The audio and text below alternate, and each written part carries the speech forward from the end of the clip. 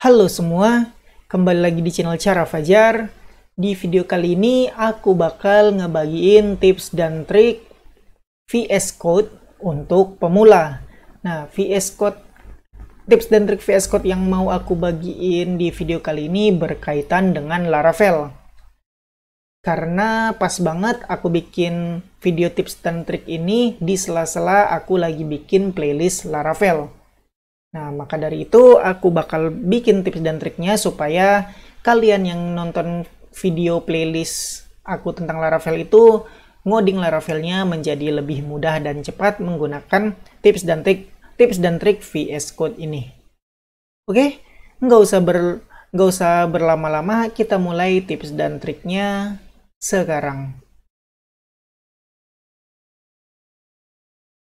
Untuk memulainya, kalian bisa buka VS Code kalian dulu dan buka project Laravel kalian. Kalau belum punya, silakan bikin dulu project Laravelnya, install Laravelnya. Tapi kalau udah punya, silakan langsung buka aja. Nah, kita langsung masuk tips dan trik VS Code yang pertama, yaitu kita extension ya. Extension yang membantu kita dalam ngoding menggunakan Laravel adalah ini. Kalian bisa buka di menu extension ini dan cari aja yang namanya Laravel Snippets. Nah, ini dia. Kalian bisa lihat di sini, aku udah install tapi aku belum enable. Tinggal di enable aja supaya bisa menggunakannya. Tapi kalau kalian yang belum pernah install sama sekali, silakan install dulu. Di sini bakal ada tulisan install. Nah, langsung aja install atau enable. Tungguin. Oh, udah ya, udah dicentang berarti udah bisa. Nah, apa sih yang bisa dilakukan oleh extension Laravel Snippet ini? Kalian bisa lihat nih di bagian bawahnya tuh.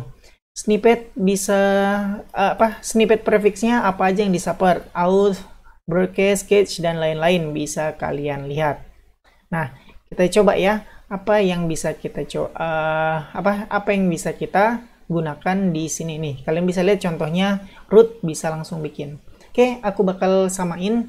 Coba buka file roots kita.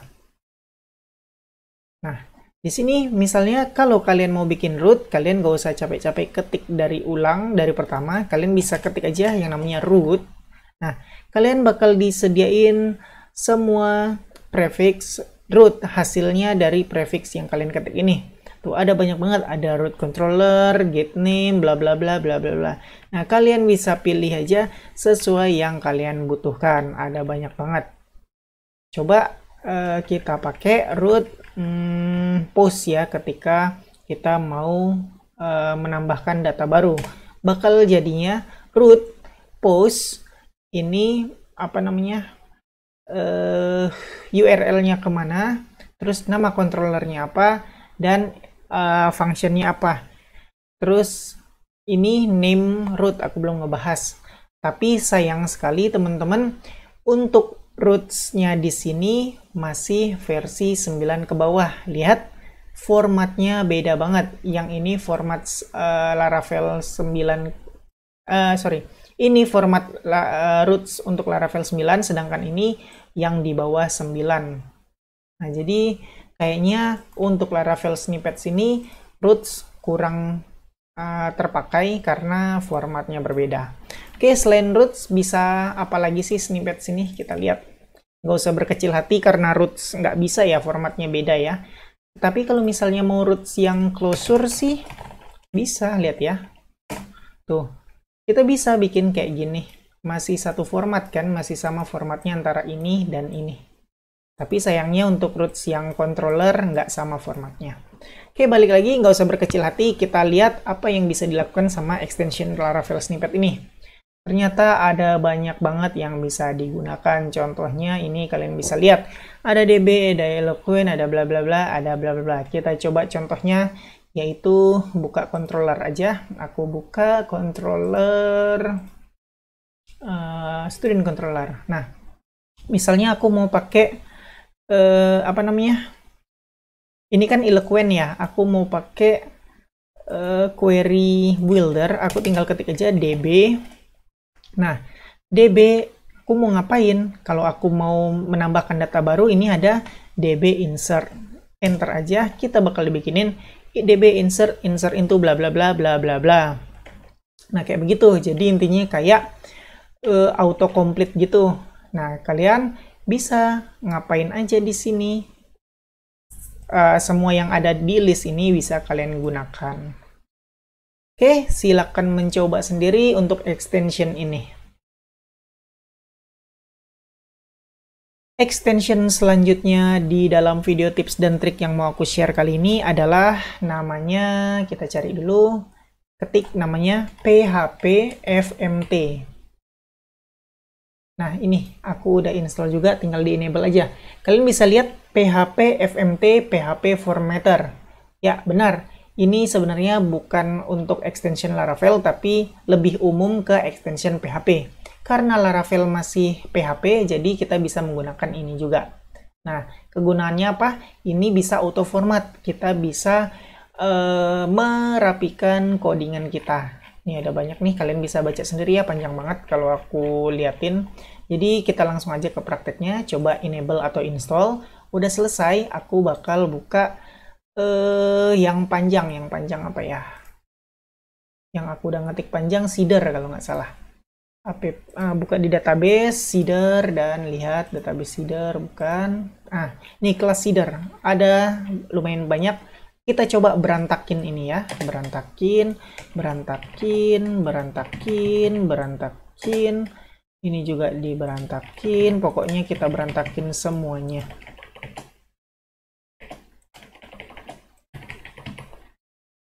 Ini juga. Tuh.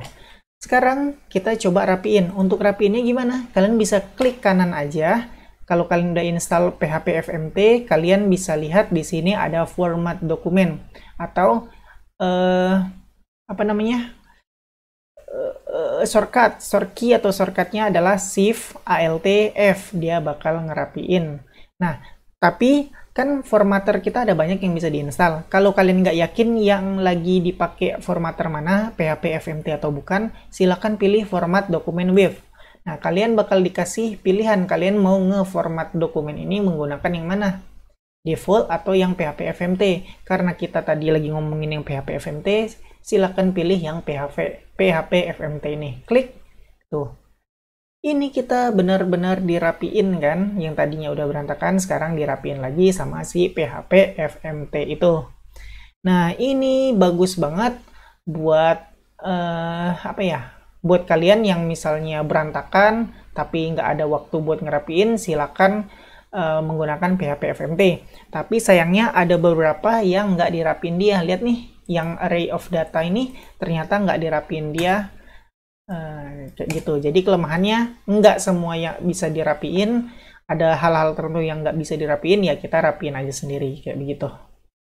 Oke, kayak begitu aja yang dibahas di PHP FMT. Extension selanjutnya yang mau aku bahas adalah ini. Kita cari lagi, search, ketik aja Laravel Blade Snippets. Nah, ini yang udah di-download sebanyak 1.900.000 kali dan bintangnya, ini bintangnya. Ya, ratingnya 4/5. Nah, yang ini bisa kalian install. Kegunaannya apa sih? Kegunaannya sesuai namanya Blade Snippets, berarti snippets yang masih berkaitan dengan Blade. Kalian bisa lihat apa aja yang bisa dilakukan sama si snippet Laravel Blade ini. Tuh, bisa extend, bisa yield, bisa ini, bisa itu, segala macam. Tinggal kalian lihat, baca aja untuk kalian gunakan. Nah, jadi kalian udah pernah lihat ya pas kita membahas Blade templating, kita ada yang namanya yield dan ada section, ada extend dan lain-lain. Itu kan ada codingannya dan kita nggak perlu ngoding capek-capek, kita tinggal ketik aja b.2 extend, bakal dibikinin extend itu kayak mana ketikannya. Atau kalau misalnya yang lebih panjang itu mana ya, for each atau if else. Nah, kalian ketik aja b.2 for each, bakal dibikinin for each-nya kayak mana. Oke, langsung aja biar kalian ngerti gimana kegunaan Laravel Blade Snippets, aku coba enable, kalian bisa install ya. Udah selesai, kita bakal coba buka file Blade-nya. Aku cari blade aku ada di sebentar resource views, aku buka ini aja students. Nah, ini dia. Ini aduh, aku udah terlanjur install ya. Aku uninstall dulu deh, aku disable dulu biar kalian ngeliat bedanya. Aku disable, perlu reload nih, reload required, aku reload dulu. Nah, ini keadaannya VS Code aku belum install atau belum enable Laravel Blade Snippets. Apa yang terjadi kalau aku belum install adalah kayak begini. Buka file Blade kita. Nah, kalian lihat tulisannya cuman warna putih doang. Ya, putih doang, agak susah dibaca karena nggak ada tanda-tanda. Kalian kalau ngelihat ngebikin file HTML pakai VS Code kan ada beda-beda warnanya. Itu agak ngebantu sedikit untuk memberikan perbedaan pada tag, karena tag itu beda-beda ya warnanya. Nah, kayak gini juga. Ini masa keyword section tapi sama aja isinya sama isinya yang berbentuk string. Kan ini agak bagi aku agak nggak enak dilihat karena sama aja. Nah, sekarang kita lihat bedanya setelah menginstall yang namanya Laravel Blade Snippets. Laravel Blade Snippets. Enable. Nah, kita lihat sekarang hasilnya tuh udah warna-warni. Lihat ada perbedaan warna. Tadi antara keyword dan string warnanya sama-sama putih. Sekarang setelah diinstal Laravel Blade Snippets, keyword warnanya ungu, string warnanya hijau. Jadi mata kayak lebih dimanjakan karena kita bisa dari warna aja kita udah bisa ngebedain mana keyword, mana string biasa. Kalau putih-putih tadi kan kita agak susah ngebedain mana sih keyword, mana sih string, kayak begitu intinya. Oke, kayak gitu aja tentang perbedaan warna. Sekarang kita coba kegunaannya Laravel Blade Snippets ini. Tadi yang aku bilang kita bisa autocomplete. Kita coba yang yield. Apa yang terjadi kalau aku ketik b.2 yield. Nah, ini enter, dibikinin langsung aja sama dia add yield. Namanya yield ke mana, yield apa. Nah, sekarang yang lebih panjang deh, for each. Ketik aja b.2 for each. Apa yang dilakukan? Nah, pilih yang ada keterangannya ini tuh oleh Laravel Blade Snippet. Enter aja, maka dibikinin for block dari for each. Kayak mana ini collection s apa, kayak begitu. If kayak mana? b.2 if. Nah, if hasilnya bisa dilihat sebelah kanan. Ada add if, ini isinya apa. Atau kalau ada if else, kayak begini. Nah, tinggal pilih aja. Ini semacam kayak autocomplete ya. Jadi, kita lebih gampang, kita lebih cepat dalam membuat, mengisi file Blade kita menggunakan extension Laravel Blade Snippets ini. Selanjutnya, extension yang kalian tunggu-tunggu dari video sebelumnya.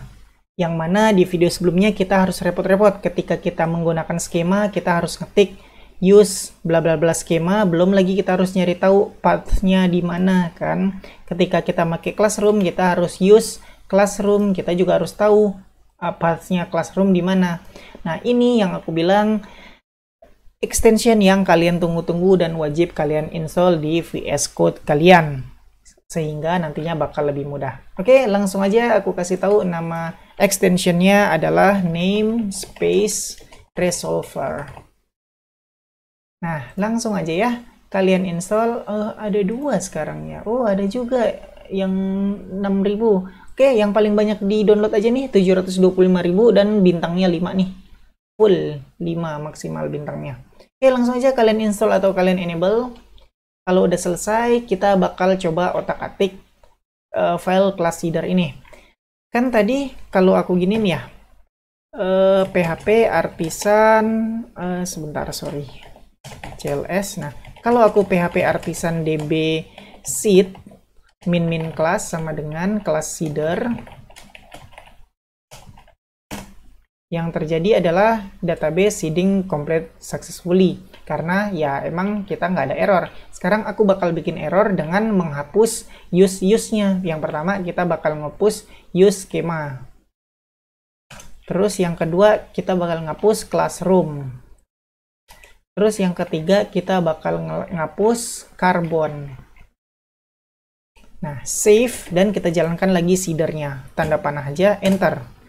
Nah, errornya apa? Nggak kenal yang namanya skema, nggak ketemu di sini skema. Kita menggunakan skema tapi kita nggak use. Nah, sebelum install ini PHP Namespace Resolver, kalian kan harus cari tahu ya. Aduh, skema ini di mana ya? Pathnya di mana? Kan agak merepotkan. Nah, setelah kalian menginstal PHP Namespace Resolver, kalian bisa ini pilih aja di mana yang mau kalian use. Klik kanan. Nah, di sini ada pilihan import class atau import all classes. Nah, kita bakal bahas yang import classes import class dulu, yaitu ngimport khusus kelas ini doang. Ketika klik, nah kalian akan dikasih pilihan skema yang dimaksud itu kalian mau skema yang mana sih? Yang pathnya di mana? Nah, ini juga dibutuhkan ketahuan kalian, bukan ketahuan pokoknya gitulah, kalian harus tahu di mana path dari yang mau kalian use. Kalaupun nggak tahu, kalian bisa coba-coba. Kalau error ya silakan coba yang lain di antara tiga ini, kayak begitu. Kalau misalnya kalian udah tahu, ya udah pilih aja yang mau kalian use. Ya udah klik aja tengah. Nah, lihat diketikin sama dia ini. Terus selanjutnya setelah skema kita use classroom juga. Lihat classroom belum ada.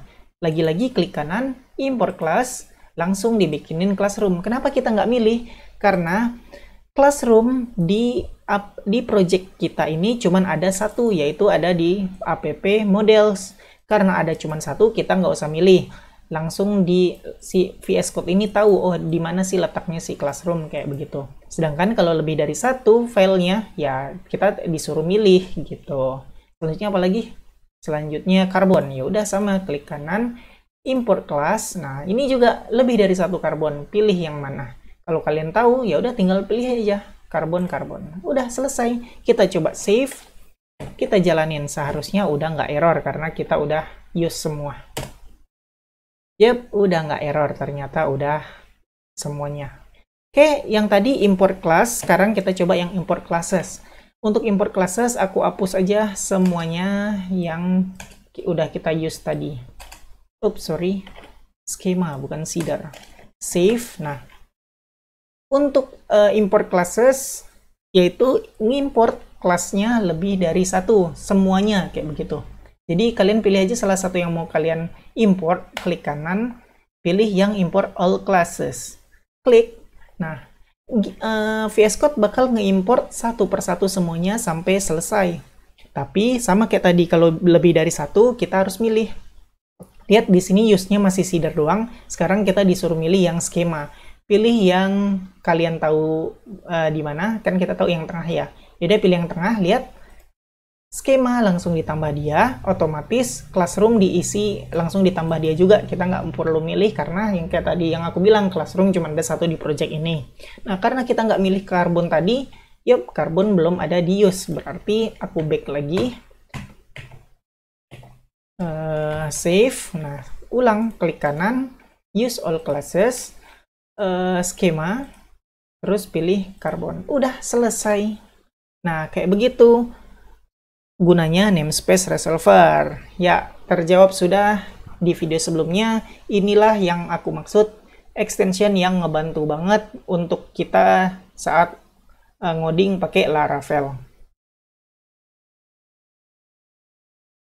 Yang ini extension terakhir yang mau aku bahas di video ini. Yang namanya terakhir berarti kalau kayak di game namanya bos terakhir ya, yang paling hebat, yang paling kuat. Ya, sama kayak game, extension ini aku bilang lumayan paling powerful di antara extension yang lainnya. Coba nama extensionnya adalah Laravel Artisan. Nah, kalian bisa, tunggu loading, kenapa internet aku lama ya? Oh, udah. Nah, kalian bisa install aja Laravel Artisan ini. Aku bakal klik install, tunggu, dan udah selesai ke install. Nah, cara ngegunainnya gimana sih? Laravel Artisan ini kayak extension untuk menjalankan perintah artisan. Kalian tahu ya, contoh perintah artisan kan kayak membuat controller, membuat model, membuat lain-lainnya. Itu kan bisa pakai komen di sini. Kita ketik php artisan make model misalnya. Nah, dengan artisan, dengan extension Laravel artisan ini, kalian nggak perlu ketik-ketik lagi PHP artisan make bla bla bla bla. Kalian bisa dengan mudahnya langsung ketik-ketik aja. Aku liatin contohnya, aku bakal bikin sebuah controller. Kalian untuk menggunakan artisan, kalian harus buka command palette-nya dulu yang ada di Laravel.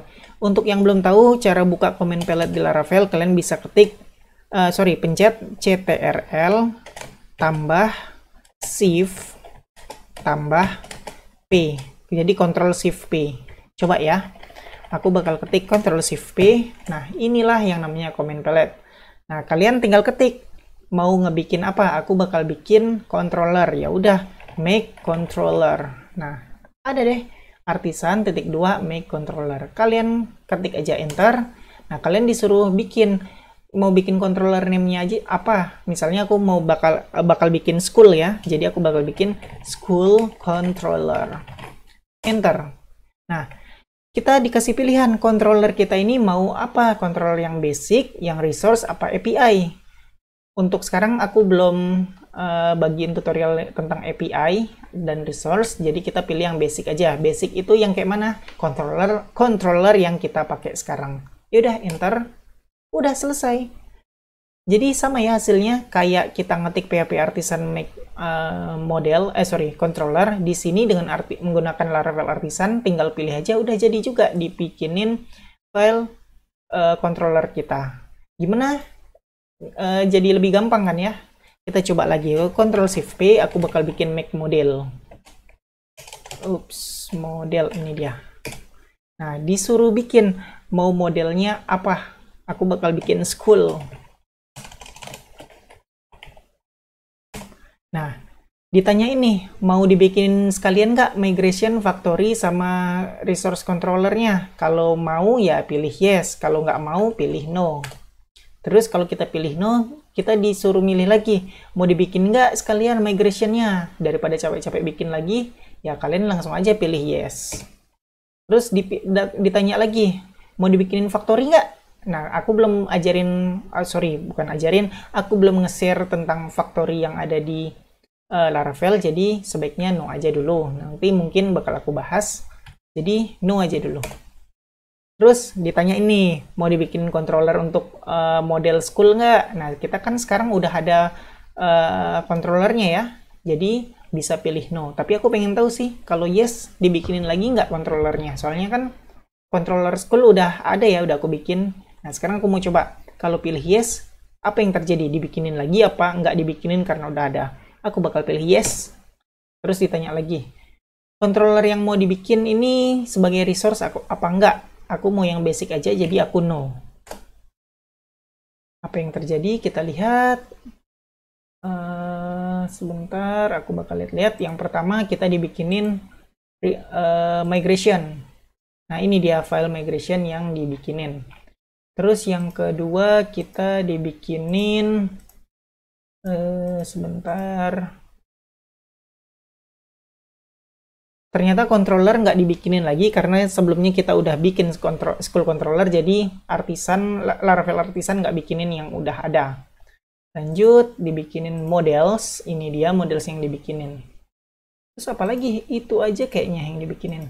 Oh iya, buat kalian yang bertanya-tanya kenapa kok ada folder aku ada yang warna hijau, ada yang warna kuning. Ini karena aku masukin project aku ini ke dalam Git. Makanya ada warna hijau, ada warna kuning. Karena aku emang belum ngebagiin materi tentang Git, jadi ya kayak gitu aja. Pokoknya yang kalian tahu kenapa berwarna ini karena aku memasukkan project ini ke Git, dan yang warna hijau ini ada file baru, sedangkan yang warna kuning ini ada yang file yang dimodifikasi atau diubah. Jadi nggak usah pusing-pusing, nggak usah anggap Git apa yang aku omongin tentang Git tadi, pokoknya kayak begitu aja. Jadi balik lagi ke topik, yang perlu kalian pikirin adalah kayak ginilah kegunaan Laravel artisan. Kalian nggak perlu capek-capek ngetik komen artisan lagi. Dengan menggunakan extension artisan, kalian bisa ketik sedikit, milih mau bikin apa, dan udah jadi. Nah, itu hebatnya ya, extension dari Laravel artisan ini. Ya, segitu aja pembahasan video kali ini. Kita udah ngebahas tips dan trik VS Code, lebih tepatnya extension yang ada di VS Code yang berguna untuk kalian yang ngoding make Laravel. Jadi ada 5 yang berguna. Silahkan digunakan jika kalian menganggap itu berguna. Silahkan skip kalau kalian anggap extension ini nggak berguna. Oke, kayak biasa, buat kalian yang suka sama video ini silahkan di like. Buat kalian yang udah nonton video ini tapi belum subscribe, silahkan di subscribe dulu, terus hidupin notifikasinya. Supaya kalau aku upload video baru, kalian dapat notifikasi dan bisa langsung nonton video terbaru tersebut. Buat kalian yang ngerasa video ini berguna dan bermanfaat, silahkan share sebanyak-banyaknya, supaya teman-teman kalian tahu juga tentang video ini dan mendapatkan manfaatnya. Makasih udah nonton video ini sampai selesai, kita ketemu lagi di video selanjutnya.